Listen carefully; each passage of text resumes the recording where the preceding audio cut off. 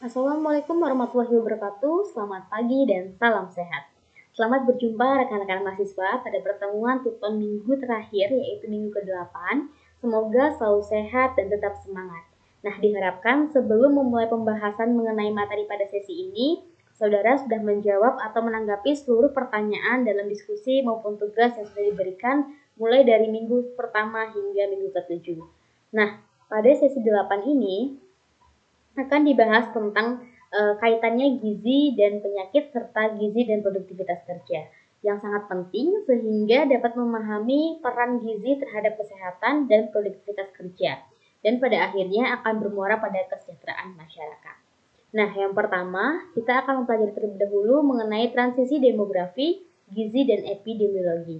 Nah, untuk transisi demografi sendiri ditandai dengan perubahan dari masyarakat perdesaan menjadi masyarakat perkotaan.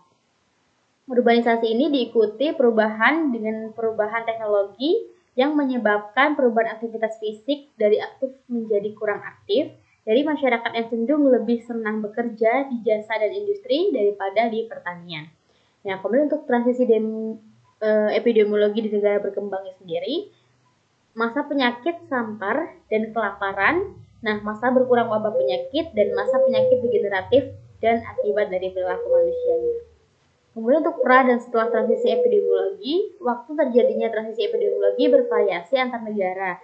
Nah, masalah kesehatan selama masa transisi seperti penyakit infeksi dan parasit, kekurangan gizi, dan masalah kesehatan reproduksi, serta masih merupakan penyebab kematian.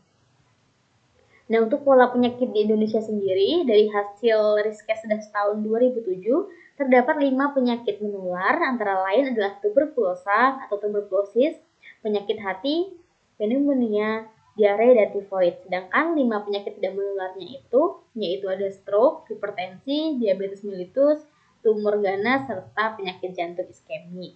Nah, untuk makanan dan penyakit, kaitannya makanan dan penyakit, untuk penyakit rabun senja itu diakibatkan karena kekurangan vitamin A. Nah, peran makanan yang mengandung vitamin A itu sendiri terdapat pada wortel, tomat, dan hati hewan. Kemudian skorbut. Nah, skorbut ini juga dapat dicegah dengan mengkonsumsi vitamin C. Kemudian juga berry-berry juga dapat sembuh dengan vitamin B1. Kemudian adanya kurang gizi dan penyakit. Terdapat 4 penyakit terhadap keadaan kesehatan, yaitu adanya kurang energi protein, kurang vitamin A, anemia gizi, dan juga gangguan akibat kurang iodium. Sedangkan untuk kelebihan gizi dan penyakit, itu ada beberapa penyakit akibat kelebihan gizi, yaitu hipertensi, diabetes, penyakit jantung koroner, serta penyakit kanker. Jadi, jika kekurangan gizi akan menyebabkan penyakit, dan kelebihan gizi juga dapat menyebabkan penyakit. Kemudian, indeks glikemik pangan. Nah, untuk indeks glikemik ini adalah tingkatan pangan menurut efeknya terhadap kadar glukosa darah. Nah, indeks glikemik ini suatu pangan dapat dipengaruhi oleh beberapa faktor, antara lain proses pengolahan, ukuran partikel, gelatinasisasi pati, kadar amilosa dan amilopektin, kadar lemak, protein, dan serat pangan. Kemudian ke materi kedua mengenai gizi dan produktivitas kerja. Nah, untuk gizi kerja adalah gizi yang diperlukan oleh tenaga kerja untuk memenuhi kebutuhan fisiologi tubuh sesuai dengan jenis pekerjaannya. Nah, gizi kerja juga salah satu syarat untuk mencapai derajat kesehatan pekerja yang optimal.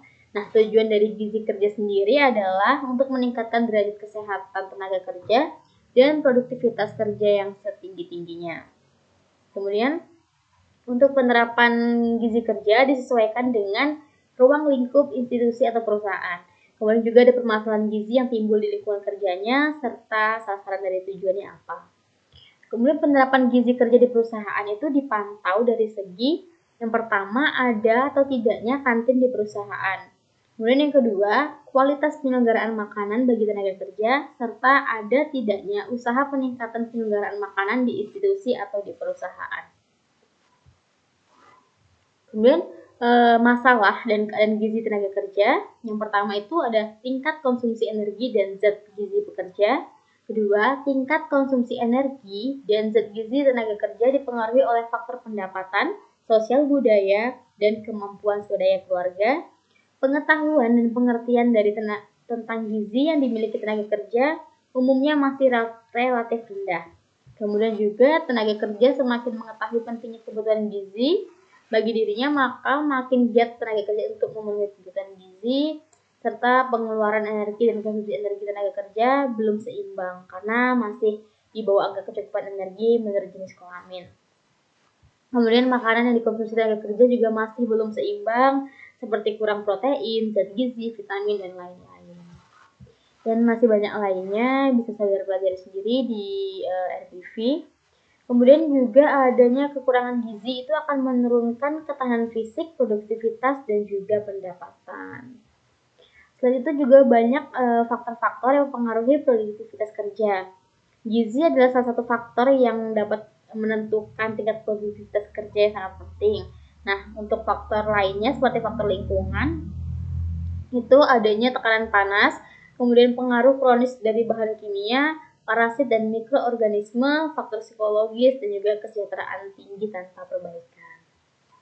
Nah, yang terakhir ada kecukupan energi. Di dalam tubuh itu selalu terjadi kegiatan-kegiatan sel atau metabolisme. Nah, kecukupan energi ini sangat penting untuk diperhatikan oleh pekerja. Tidak hanya karbohidrat, protein, dan lemak, tetapi juga mineral dan vitamin.